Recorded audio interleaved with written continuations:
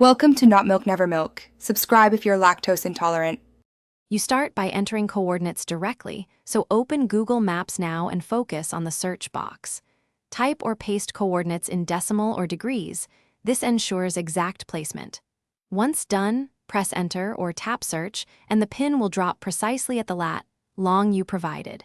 Make sure to remove extra characters or annotations that confuse the parser. If you need to copy from a note, use plain text. Google reads numbers better than labels, so you get a single, accurate result.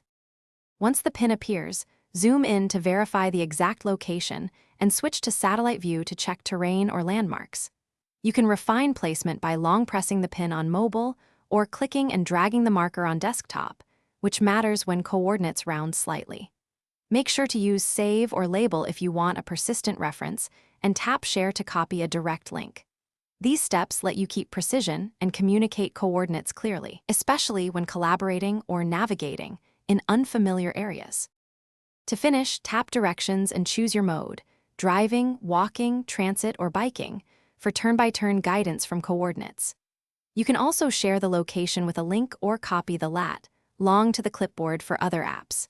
If things go wrong, if the pin lands in the sea or wrong city, check your format, make sure the latitude and longitude signs are correct for hemispheres, and confirm you used a decimal point, not a comma. Fixing those common errors resolves most issues quickly. Thanks for watching. If this was helpful, leave a like and consider subscribing. See you next time.